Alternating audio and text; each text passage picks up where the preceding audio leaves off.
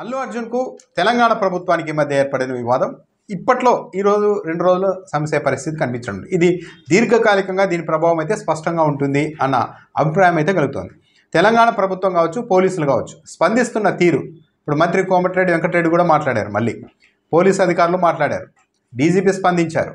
వీళ్ళందరూ మాట్లాడుతున్న దాన్ని బట్టి చూస్తూ ఉంటే దీన్ని ఒక వ్యక్తిగత అంశంగా మారిపోయినట్టుగానే ఉంది. నిజానికి సరే, అల్లు అర్జున్ వయసులో చిన్నవారు కాబట్టి ఆయన ఎంతవరకు ఆలోచన చేశారనేది పక్కన పెడితే, ఆయన పక్కన నిన్న ఆయన తండ్రి అల్లు అరవింద్ కూర్చొని మరి ప్రెస్ మీట్ పెట్టించారు. ఈ ప్రెస్ మీట్ అన్నది వివాదాన్ని ఇంకా ఆజ్యం పోసింది అని చెప్పాలి. ముఖ్యమంత్రి అసెంబ్లీ వేదికగా తనకు పోలీసు ఉన్నతాధికారులు ఇచ్చిన సమాచారం ఆధారంగా మాట్లాడారు, ప్రకటన చేశారు. అల్లు అర్జున్కి అక్కడికి రావడానికి అనుమతి ఇవ్వలేదు, అనుమతి లేకుండా ఆయన వచ్చేశారు. రావడంతో పాటు ర్యాలీ చేస్తూ వచ్చారు అక్కడికి. ఆ తర్వాత మొత్తం బౌన్సర్లు, ప్రైవేట్ వ్యక్తులు, ప్రేక్షకులను అందరినీ, ప్రజల్ని తోసిపారేస్తూ మరి థియేటర్లోనికి వెళ్ళారు. ఆ తొక్కిసలాట్లో ఒక ఆమె చనిపోయింది. లోపలికి వెళ్ళి చెప్పినా కూడా ఆయన రాలేదు, సినిమా చూస్తూ కడి ఉండిపోయారు అని ఆరోపించారు. దీనికి కాస్త అల్లు అర్జున్ వైపు నుంచి సంయమనం పాటించి ఉంటే అయ్యేది. కానీ ఆయన ప్రెస్ మీట్ పెట్టి రేవంత్ రెడ్డి పేరు చెప్పకపోయినా సరే కౌంటర్ ఇచ్చేశారు. ప్రభుత్వం, పోలీసులు, ముఖ్యమంత్రి చెప్తున్నవన్నీ అబద్ధాలు అనే విధంగా చెప్పేశారు. దాంతో ఆటోమేటిక్ ఎవరికైనా కూడా అధికారంలో ఉన్న వాళ్ళకి ముఖ్యమంత్రి ప్రకటనే, అది అసెంబ్లీ వేదికగా చేసిన ప్రకటన అబద్ధం అని ఒక హీరో ప్రెస్ మీట్ పెట్టి ఖండించినప్పుడు ఇక అటువైపు నుంచి కూడా అంతే స్థాయిలో రియాక్షన్ ఉంటుంది. అదే రియాక్షన్ వచ్చేసింది. దాదాపు ఒక సుదీర్ఘమైన ఒక వీడియో క్లిప్ను అయితే పోలీసులు రిలీజ్ చేశారు. అందులో అయితే అల్లు అర్జున్ కారు మీదకి ఎక్కి అందరికీ అభివాదం చేస్తూ ఊగుతూ ముందుకు వెళ్ళిన, చేతులు ఊపుతూ ముందుకు వెళ్ళిన వీడియో స్పష్టంగా ఉంది. ఇంటర్వెల్, నేను మధ్యలోనే వచ్చేసానని చెప్తున్నప్పటికీ కూడా ఇంటర్వెల్ తర్వాత కూడా ఆయన థియేటర్లోనే ఉన్నారు, ఈ ఘటన జరిగిన తర్వాత కూడా అన్న దానికి సంబంధించిన ఒక వీడియో క్లిప్ కూడా బయటకు వచ్చింది. అంటే ఆయన సినిమా తీస్తూ ఉన్నప్పుడు ఇంటర్వెల్ తర్వాత వచ్చే ఒక సీన్ను ఆయన చూస్తూ ఉన్న ఒక క్లిప్పింగ్ కూడా బయటకు వచ్చింది. దాంతో ఆయన అక్కడే ఉన్నారు అన్నదైతే ఒక నిర్ధారణకు వచ్చే అవకాశం ఏర్పడింది. దాంతోపాటు ఈరోజు ఏసీపీ రమేష్ కూడా స్పందించారు. ఆ రోజు తానే వెళ్ళి, ఇక్కడ బయట మహిళ చనిపోగానే తానే వెళ్ళి అల్లు అర్జున్ని కలిసి చెబుతామనుకుంటే అతని దగ్గర ఉండే మేనేజర్ సంతోష్ అనే వ్యక్తి నన్ను కూడా అల్లు అర్జున్ దగ్గరికి వెళ్ళనీయలేదు. ఏంది చెప్పాలో చెప్పండి, మేము చెప్తామన్నారు. ఇలా ఒక మహిళ చనిపోయింది, పరిస్థితి బాగోలేదు, చాలామంది క్లౌడ్ ఉన్నారు, ఒక పిల్లాడు చావు బతుకుల మధ్య ఉన్నారని చెప్తే సరే మేము చెప్తాంలే అల్లు అర్జున్కి అన్నారు. కానీ వాళ్ళు అల్లు అర్జున్కి చెప్పలేదు. బయట ఉన్న డీసీపీ నాకు అప్పుడు స్పష్టమైన ఆదేశం ఇచ్చారు, నేరుగా మీరే వెళ్ళి అల్లు అర్జున్కి చెప్పి బయటకు రమ్మనండి అని. దాంతో నేను అల్లు అర్జున్ దగ్గరికి వెళితే ఆయన అప్పటికీ కూడా లేదు, నేను సినిమా మధ్యలో రాను, సినిమా అయిపోయిన తర్వాతనే బయటకు వస్తానని నాతో చెప్పారు. ఇక చివరకు నాతో పాటు డీసీపీనే వచ్చి మీకు 15 నిమిషాలు టైం ఇస్తున్నాం, పరిస్థితి బాగోలేదు, ఒక మహిళ చనిపోయింది, ఒక పిల్లాడు చావు బతుకుల మధ్య ఉన్నారు, క్లౌడ్ ఎక్కువగా ఉంది, మీరు బయటకు రాకపోతే 15 నిమిషాల్లో అరెస్ట్ చేసే వరకు వెళ్తాం అన్న ఇది చేసిన తర్వాత అప్పటికి 15 నిమిషాల తర్వాత అల్లు అర్జున్ బయటకు వచ్చారని ఏసీబీ చెప్పారు. సో ప్రభుత్వం నిన్న ముఖ్యమంత్రి అసెంబ్లీలో చెప్పిన అంశాలన్నీ బలపరిచేలాగే ఆ వీడియో క్లిప్పులు కానీ ఏసీపీ ప్రకటనగానే ఉంది. పోలీసుల నుంచి కూడా అదే స్థాయిలో పోలీస్ సంఘం తరఫున విష్ణుమూర్తి మాట్లాడారు. ఆయన కూడా చాలా తాట తీస్తాం, జాగ్రత్తగా ఉండండి, కట్ చేస్తాం అంటూ కూడా మాట్లాడేశారు. అంటే ఇంత దూరం వెళ్ళిపోయింది పరిస్థితి. ఇక దీంతోపాటు కోమటిరెడ్డి వెంకటరెడ్డి కూడా ఇందాక స్పందించారు. ఆయనైతే ముఖ్యమంత్రి అసెంబ్లీ వేదికగా పక్క డేటా ఆధారంగా అధికారులు, ఉన్నతాధికారులు ఇచ్చిన డేటాతో మాట్లాడితే ఆ ప్రకటన తప్పు అని మాట్లాడడం ముఖ్యమంత్రిని అగౌరవపరచడం కాదా? ముందు అల్లు అర్జున్ ఆ వ్యాఖ్యల్ని వెనక్కి తీసుకోవాలి, ఇకపైన బెనిఫిట్ షోలు ఉండవు, టికెట్లు పెంచే అవకాశం కూడా ఉండదు అని మంత్రి కోమటిరెడ్డి చెప్తున్నారు. అంటే ప్రభుత్వ పెద్దలు, పోలీసులు హర్ట్ అయ్యారు బాగా నిన్న అల్లు అర్జున్ ప్రెస్ మీట్ పెట్టడం వల్ల. ఒకవేళ అల్లు అర్జున్ ప్రెస్ మీట్ పెట్టి ఉండకపోతే ఆ ముఖ్యమంత్రి అసెంబ్లీలో మాట్లాడిన ఆ ప్రకటనతో అక్కడితో వివాదం ఆగి ఉండేదేమో. కానీ ప్రెస్ మీట్కి వచ్చి అల్లు అర్జున్, అల్లు అరవింద్ ఇద్దరు వచ్చి మాట్లాడడం, ఖండించడంతో ఇక ప్రభుత్వ పెద్దలు కూడా ఊరికే ఉంటారు కదా, సినిమా వాళ్ళకి పెద్దగా నష్టం ఉండదు. కానీ పొలిటీషియన్లు అబద్ధాలు మాట్లాడారు, ముఖ్యమంత్రి అబద్ధాలు చెప్పారు అసెంబ్లీలో అంటే వాళ్ళకి రాజకీయంగా కూడా ఇబ్బంది ఉంటుంది. దాంతో దాన్ని నిరూపించేందుకు వీడియోలు బయటకు వదిలారు. వరుసగా పోలీసు ఉన్నతాధికారులు బయటకు వచ్చి జరిగింది ఏంది అని మాట్లాడుతూ ఉన్నారు. దీంతో ఇంతలోనే ఓయూ విద్యార్థి సంఘాలు అల్లు అర్జున్ ఇంటిపైన కూడా దాడి చేశారు.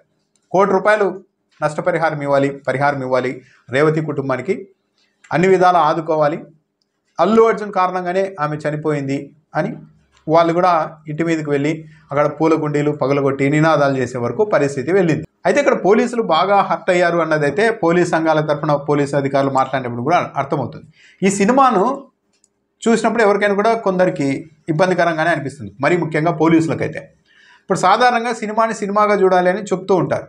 కానీ అలా చెప్పిన వాళ్ళకు కూడా వాళ్ళ కులాన్నో, వాళ్ళ వర్గాన్నో, వాళ్ళ ప్రాంతాన్నో వాళ్ళ వృత్తినో కించపరిచినప్పుడు మాత్రం సినిమాల మీద వాళ్ళు కూడా మనోభావాలు దెబ్బతిన్నాయని గలమెత్తుతూ ఉంటారు.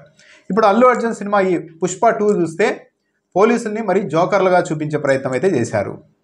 పోలీస్ స్టేషన్లో తీసుకెళ్లి డబ్బులు పుష్ప అనే అంటే స్మగ్లర్ క్యారెక్టర్ డబ్బు సంచులు తీసుకెళ్ళి ఇస్తే పోలీసులు అప్పటికప్పుడు రాజీనామాలు కూడా చేసి మాకు ఇంకా డబ్బులు వచ్చేసాయి కాబట్టి మాకు పని అవసరం లేదు ఉద్యోగం అని రాజీనామా లేఖలు ఇచ్చేసి వెళ్ళిపోయేలా చూపించేశారు. అంటే పోలీసులు అంత బాధ్యతారాహిత్యంగా ఉంటారు, వాళ్ళకి ఆ డ్యూటీ మీద ఆ వృత్తి మీద వాళ్ళకి బాధ్యత ఉండదు, డబ్బులు పడేస్తే ఏమైనా చేస్తారు అన్నట్టుగా చూపించారు. ఒక జిల్లా ఎస్పీగా ఉన్న షెకావత్ చివరకు అల్లు అర్జున్ని ఆ స్మగ్లర్ని ఏమీ చేయలేక తానే అక్కడి తగలబెట్టుకొని అక్కడున్న కలపతో పాటు ఆయన కూడా చనిపోయినట్టు చూపించారు. అంటే ఒక జిల్లా ఎస్పీ కూడా ఏమీ చేయలేకపోవడం అన్నది ఒకటి. ముఖ్యమంత్రుల్ని జస్ట్ ఒక ఫోటో దిగలేదని చెప్పి ఏకంగా భార్య కోరిక తీర్చలేకపోయినని చెప్పి ఏకంగా ముఖ్యమంత్రిని మార్చేసేలాగా 100 కోట్లు నేను ఇస్తానని చెప్పడం. అన్నిటికీ మించి బాధాకరమైన అంశం ఏంటంటే అడవి అన్నది ఒక తల్లి లాంటిది.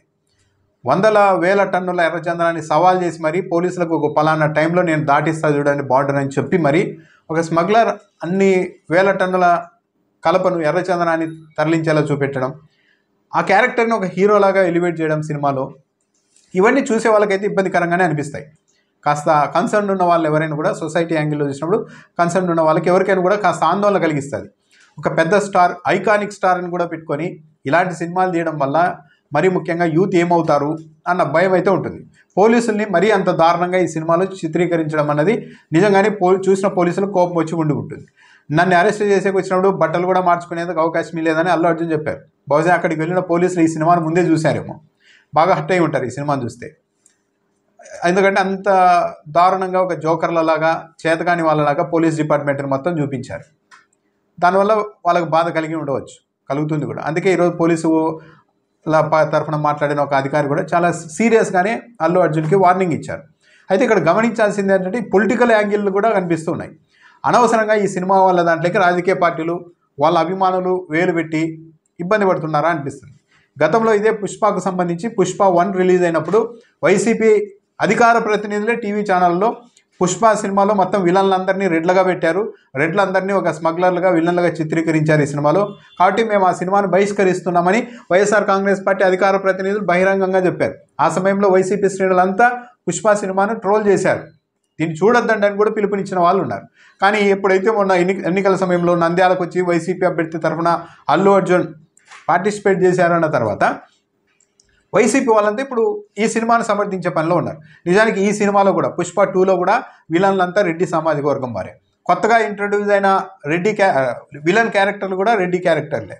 ప్రతాప్ రెడ్డి, ఆయన కుమారుడు, వీళ్ళంతా రెడ్లే. కానీ ఇప్పుడు ఏమైపోయింది అంటే ఇది రాజకీయంగా తీసుకున్నారు. అల్లు అర్జున్ మనకి సపోర్ట్ చేశారని వీళ్ళు, మాకు సపోర్ట్ చేయలేదు కదా అని చెప్పి టీడీపీ వాళ్ళు, జనసేన వాళ్ళు ఇదంతా మంచిదే అని ఇంటర్నల్గా వాళ్ళు సోషల్ మీడియాలో ఇదంతా రిఫ్లెక్ట్ అవుతోంది. అయితే గమనించాల్సింది ఏంటంటే ప్రధానంగా వైసీపీ వాళ్ళు అల్లు అర్జున్ అరెస్టును చిరంజీవి స్పందించారు, నాగబాబు స్పందించారు, జగన్మోహన్ రెడ్డి ఏకంగా ట్విట్టర్లో తీవ్రంగా ఖండించారు. నాగబాబు చిరంజీవి అన్న బహిరంగంగా ఇది తప్పుడు చర్య అని అనలేదు, కానీ చిరంజీవి ఇది తప్పుడు చర్య అని జగన్మోహన్ రెడ్డి ఇది తప్పు, ఇది అన్యాయం అని ఖండించారు ట్విట్టర్లో. కానీ అల్లు అర్జున్ ఏం చేశారు, చిరంజీవి ఇంటికి వెళ్ళారు, నాగబాబు ఇంటికి వెళ్ళారు, కానీ జగన్మోహన్ రెడ్డి ఇంటికి వచ్చి కృతజ్ఞతలు చెప్పలేదు, కనీసం ఆయనకి ఎక్కడ ఫోన్లో కూడా చెప్పినట్టు కూడా లేదు. అంటే ఏంటంటే అనవసరంగా రాజకీయ పార్టీలకు సంబంధించిన కార్యకర్తలు ఏదో అక్కడ ఒక చోట సపోర్ట్ ఇచ్చారని చెప్పి మధ్యలోకి దూరేసి మొత్తం వాళ్ళు చేసే తప్పులన్నీ కూడా మనం కాపు కాయాలి, మనం సమర్థిస్తూ ముందుకు వెళ్ళాలి అన్న యాటిట్యూడ్ రాజకీయ పార్టీలకు, ఏ రాజకీయ పార్టీలకు కావచ్చు, ఏ రాజకీయ పార్టీల కార్యకర్తలకైనా కూడా అది సరైనది కాదు. నిజంగానే ఆ సినిమాలో చూసినప్పుడు పోలీసులకు, పొలిటీషియన్లకు ఇదో కామెడీ అయిపోయింది. ఈ మధ్య పొలిటీషియన్లు దుర్మార్గుల్లాగా, జోకర్లలాగా చిత్రీకరించడం అనేది సినిమాల్లో చాలా కామన్గా అయిపోయింది. కొన్ని సామాజిక వర్గాల్ని పదే పదే విలన్లుగా చూపించడం కూడా ఇదొక ఫ్యాషన్ అయిపోయింది. ఇలాంటి నేపథ్యం ఉన్నప్పుడు పైగా ఆ సినిమా ఏది కూడా ఏదో దేశభక్తినో స్ఫూర్తి రగిలించేదో ఒక నిజంగానే ఒక ఐకానిక్ స్టార్ నటించినట్టు ఏదో ఒక ఐకానిక్ మూవీ కాదు, ఒక స్మగ్లర్. నిజానికి అసలు ప్రజల్లో ఎలా యాక్సెప్టెన్సీ వస్తుంది అన్నది కూడా ఆలోచించుకోవాలి. ప్రజల ఆలోచన ధోరణి కూడా ఎలా ఉంటుందని. ఒక విలన్ని, ఒక స్మగ్లర్ని, ఒక అడవి తల్లిని దోచుకునే ఒక దొంగని హీరో క్యారెక్టర్గా చూపించినా సరే మనం యాక్సెప్ట్ చేసి ఇంకా వంతపాడే పరిస్థితి ఉంది అన్నప్పుడు సమాజం ఎటువైపు వెళ్తుంది అన్నది కూడా ఒకసారి ఆలోచించుకోవాలి.